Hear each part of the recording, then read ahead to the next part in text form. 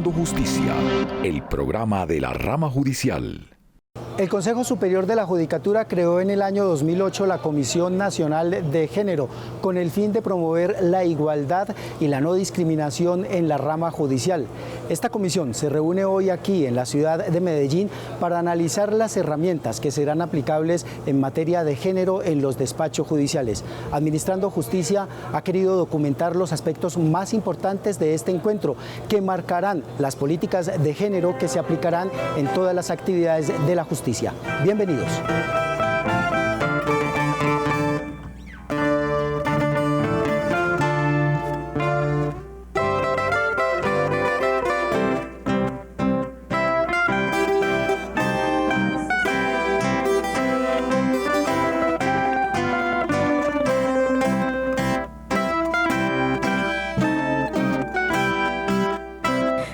A todos ustedes y a todas ustedes nuestro saludo de bienvenida al 16º Conversatorio Nacional de Género de la Rama Judicial por la Equidad de Género y la Inclusión Social.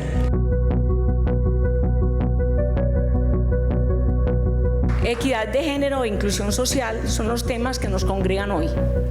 Estos dos asuntos tienen una frontera común, la exclusión, que se da en diferentes matices porque afectan a personas o colectivo de personas en una sociedad y pueden invisibilizar a un individuo del entorno social por razones económicas, laborales, de género, raza, etnia, emigrantes y personas en condición de discapacidad.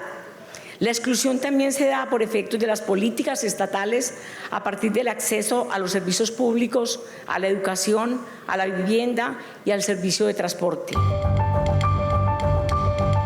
Debemos entender que la igualdad no es simplemente medir a todo el mundo con el mismo rasero, que existen unos derechos que por la especialidad de los sujetos a que se refieren, por la deuda social y política que la humanidad tiene respecto a ellos, tienen que protegerse de manera especial, para que los puntos de partida se hagan cada día menos alejados.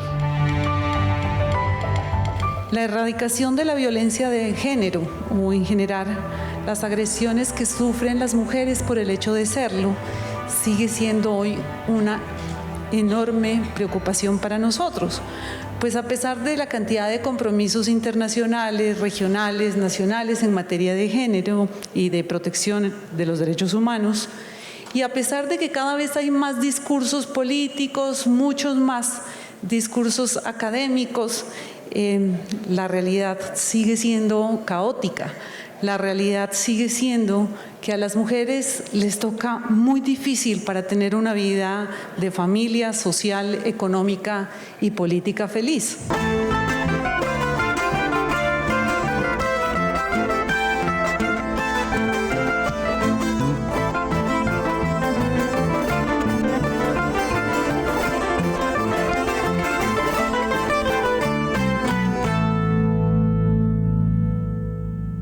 No solo se discrimina porque se es mujer, sino también porque se es campesina, pobre, disminuida física o sensorial o perteneciente a una etnia discriminada.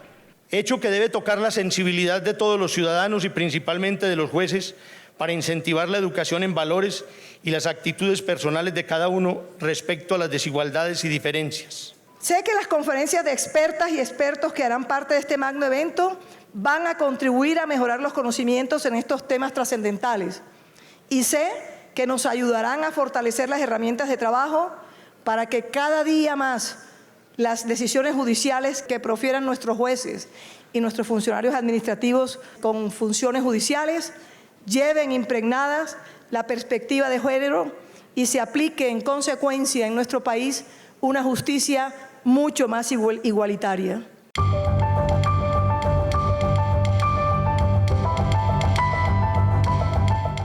La utilización de un método bien interesante y que nos ha dado muchísimo resultado, el referente simbólico de las altas cortes como método de enseñanza para el principio de igualdad y no discriminación, el ejemplo de arriba hacia abajo. Esto es un país que tiene que comenzar a cerrar brechas y no solo hacer reconocimientos retóricos de lo que hemos logrado, porque en el fondo hemos logrado muy poco, eso es lo primero que hay que decir.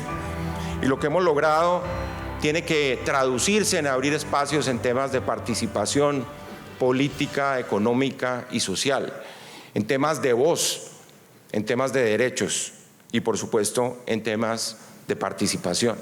Los indicadores relacionados con género establecen, por ejemplo, que la participación política de la mujer ha aumentado según el movimiento de observación electoral en las elecciones del 2018. El Congreso de la República quedó compuesto solo por el 19% de mujeres, frente a 279 congresistas.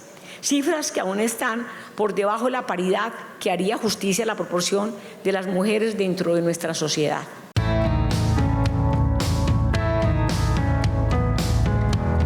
Esta perspectiva de género implica reconocer que ha habido relaciones históricas desiguales de poder, que la interpretación de los hechos, pruebas y normas debe basarse en enfoque de género, entendiendo que esto no es un problema de gestión de intereses particulares.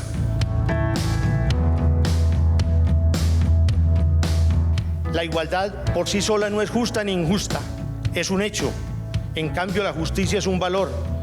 Igualdad o desigualdad de trato son útiles en cuanto sirven al desarrollo de la justicia, en cuanto obedecen a unos criterios que condicionen lo justo, pero dichos criterios no son absolutos y por ello conducen a diferentes soluciones, unas más igualitarias, otras menos. Por lo tanto, en cada caso es necesario hacer valoraciones según sea el criterio elegido de justicia. El acceso de las mujeres al empleo formal y su participación en el mercado laboral, si bien ha ido creciendo, aún es muy limitada. El DANE reveló que la brecha de género aumentó hasta el 7.1 porcentuales, es decir, que mientras hombres desocupados llegan al 9.8, las mujeres al 16.9.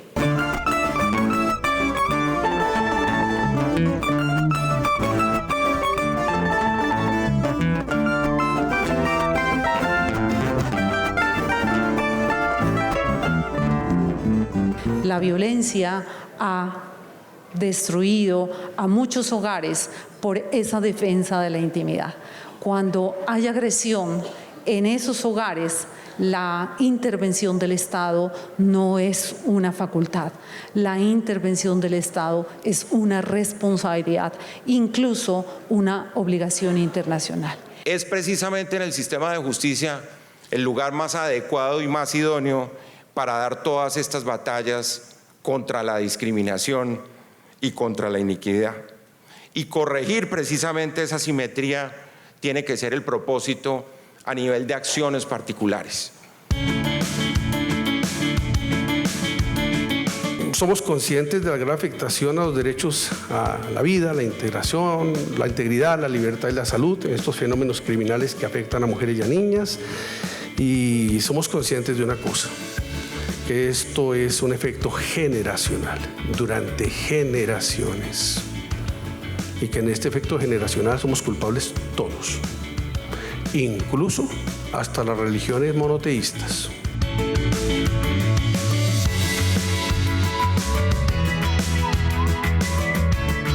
El derecho antidiscriminatorio se ha centrado en dos motivos, la raza y el sexo. Baste como ejemplo lo que ha ocurrido en el seno de Naciones Unidas, con la aprobación de normativa específica para cada una de esas posibles causas de discriminación. Este ha sido el caso de la Convención sobre Discriminación Racial del año 1965 o la Convención del año 1979 para eliminar todas las formas de discriminación contra la mujer. Las teorías jurídicas clásicas sobre discriminación racial y sexual son insuficientes para explicar y dar una respuesta adecuada al trato discriminatorio que sufren las mujeres afrodescendientes.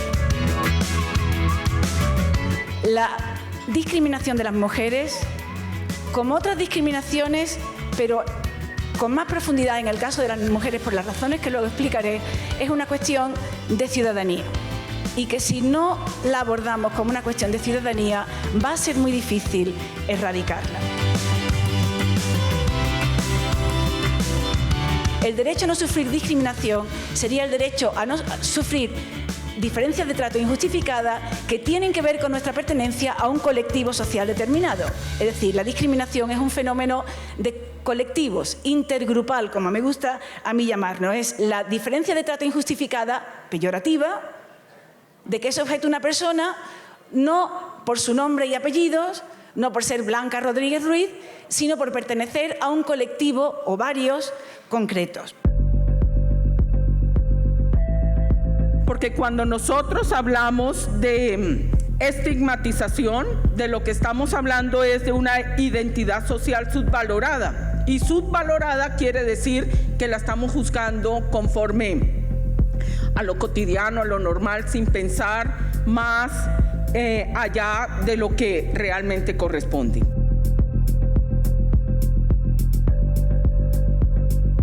Los jueces tenemos un gran desafío y una gran oportunidad en orden a incidir en la transformación social.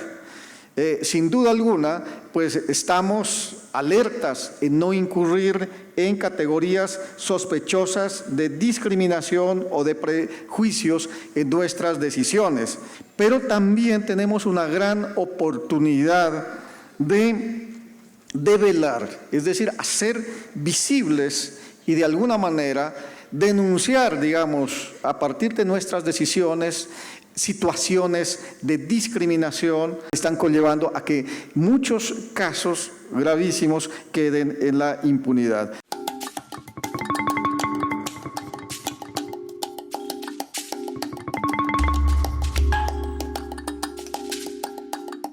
Para nosotros un problema fundamental de salud pública es que el 60% y más de nuestros niños no sean concebidos de manera consciente. Yunkakusi, para nosotros un problema central de la humanidad es el desarraigo.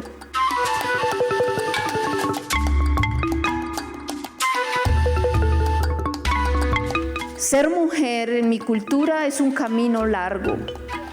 Cuando somos niñas somos aprendices, después somos recolectoras de conocimientos, de semillas, después cuando somos madres, después cuando hemos acumulado conocimientos y experiencias, somos daku, somos maestras y algunas que se dedican al conocimiento de las plantas son atimamas.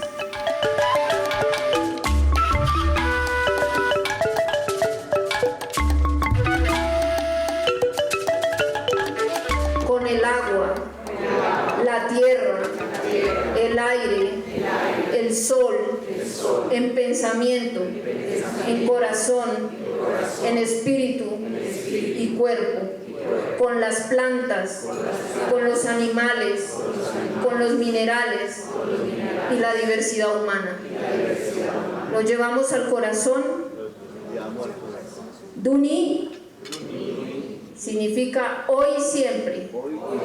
Infinitas gracias por este tiempo, por este espacio.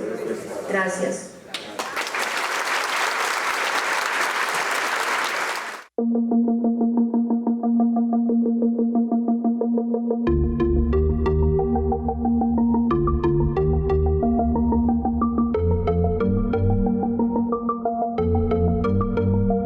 Más de 1.000 millones de personas viven con una discapacidad en el mundo entero y básicamente esa cifra se estima que va a aumentar precisamente por el envejecimiento de la población, envejecimiento que también ocurre en Colombia.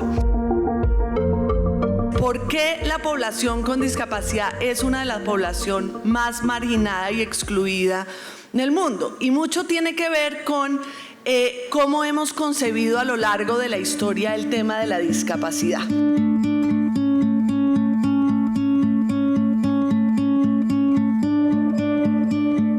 Que la persona con discapacidad también pensamos, estudiamos, trabajamos, surgimos sin plena oportunidades en condiciones de igualdad.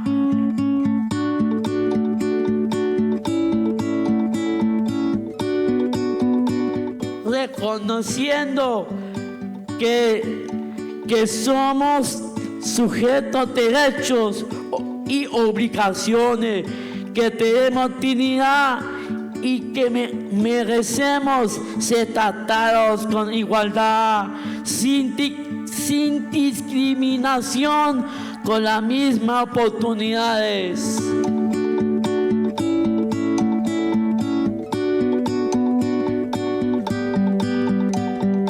Esta responsabilidad de cambiar el imaginario que existe al respecto de la capacidad y serlo extensivo a la sociedad. Muchas gracias y bendiciones para usted.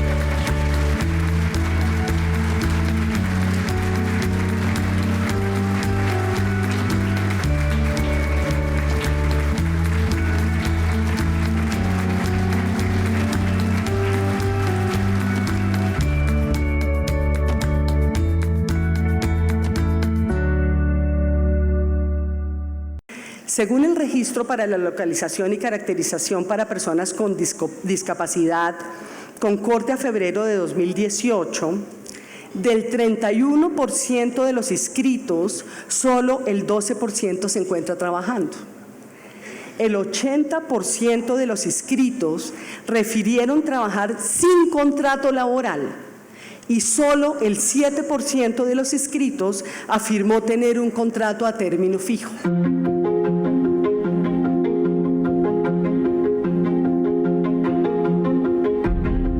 Lo que tiene que ver con la ley, que el Poder Judicial se saque el chip de mirar a las personas con discapacidad como simples pacientes para que se coloque el chip y los mire como sujetos de derecho y dentro de un proceso de diversidad, así como estamos todos hoy aquí en este escenario.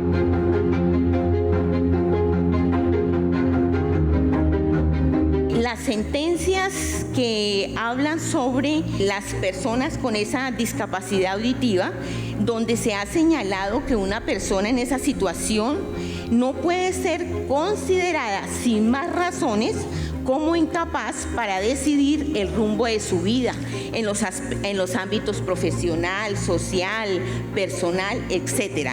Estas personas están en plena ejercicio de igualdad con las demás personas y por lo tanto tratarlos como desvalidos solo en atención a esa limitación física es una forma inaceptable de discriminación contraria, por supuesto, a la Constitución política.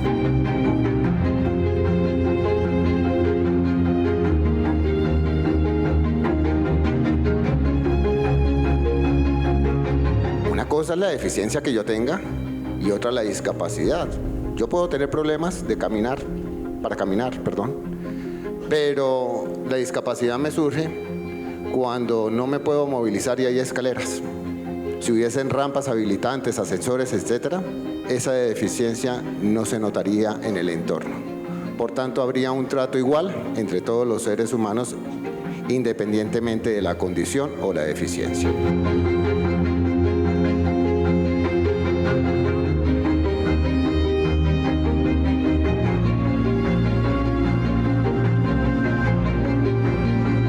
La discapacidad es un fenómeno distinto por muchos motivos y genera en las personas un pensamiento diferente por una razón simple y sencilla. La posibilidad de que alguien contraiga una discapacidad es latente. Cualquier persona de un segundo para otro puede obtener una discapacidad por alguna razón. Entonces es un tema sensible para todos y un tema cercano para todos.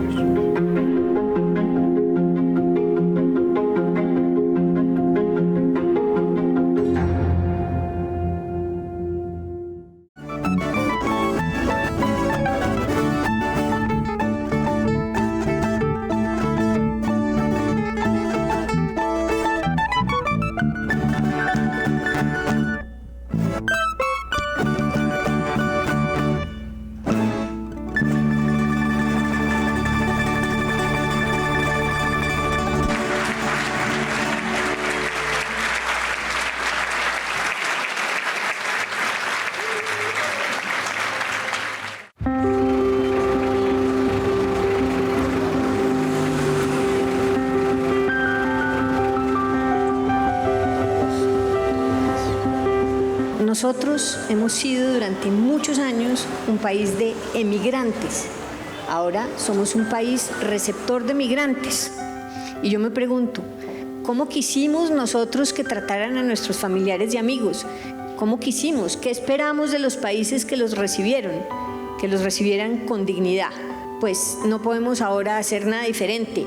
Estamos en la misma posición y debemos tratar de recibir a los que antes nos recibieron, de recibirlos también para garantizarles una vida digna. No puede ser otra la respuesta si creemos que Colombia es un Estado social de derecho.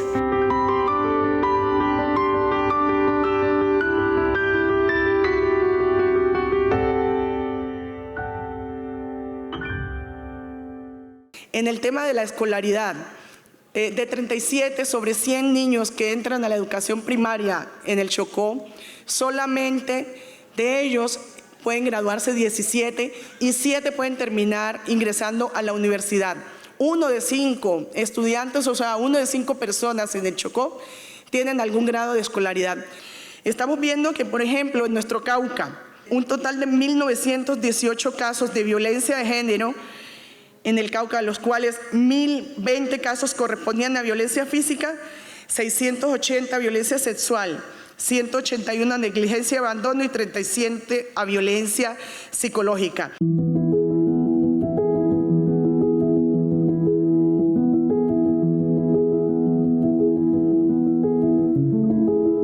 En nuestro ordenamiento jurídico, después de que entró en vigencia la Ley 100 de 1993, en relación con la pensión de sobreviviente, se ha consagrado el derecho a que sean los miembros del grupo familiar, nótese bien esta expresión, los miembros del grupo familiar los que pueden reclamar la pensión de sobrevivientes. Lo que nos tendríamos que preguntar entonces es quiénes son miembros del grupo familiar. En relación con el cónyuge, establece como miembros del grupo familiar el cónyuge o el compañero permanente con quien tiene una convivencia de 2 años.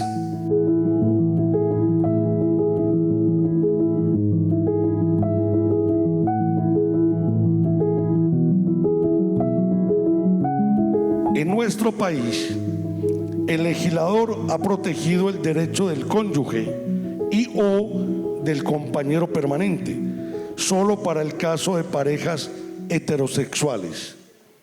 A partir de las decisiones constitucionales adoptadas desde hace 12 años, se inició la protección de las parejas homosexuales para acceder a la seguridad social en salud y pensiones.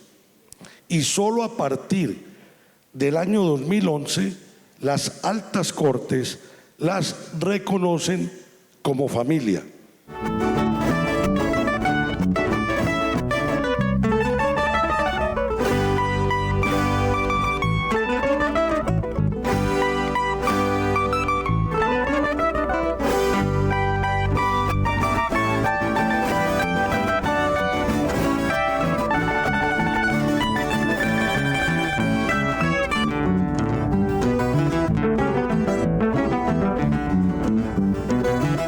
La forma como que es uno de los verdaderos temas de futuro del país, que ni polariza ni que divide, sino que nos tiene que unir a todos, tiene que estar cifrado alrededor de las acciones de la justicia, porque creo que es en la justicia donde están las verdaderas acciones de transformación de política pública para tener una visión y realidades concretas transformadas hacia adelante.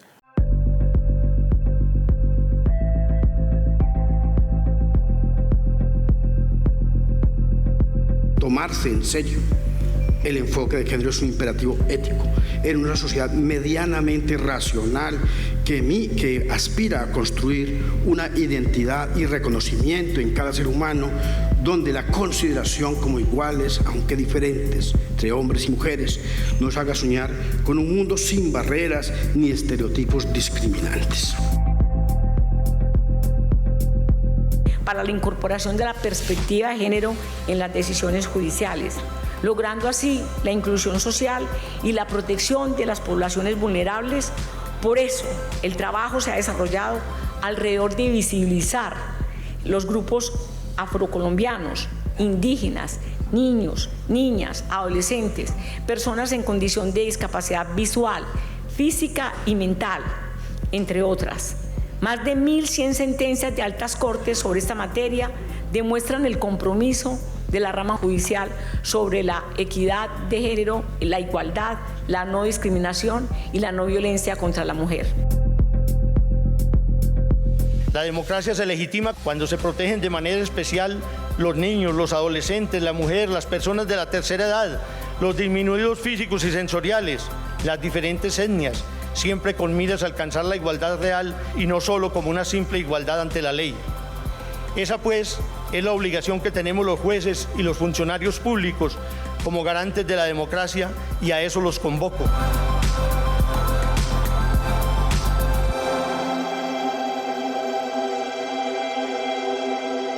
Administrando Justicia se hizo hoy con la Comisión Nacional de Género por la importancia de esta comisión para la rama judicial. Ha tenido grandes logros como convenios internacionales para la aplicación del enfoque diferencial, capacitación de servidores judiciales y la creación de un observatorio que permite visibilizar los casos de violencia contra la mujer. Los invitamos a que nos sigan en nuestras redes sociales @judicatura_CSJ.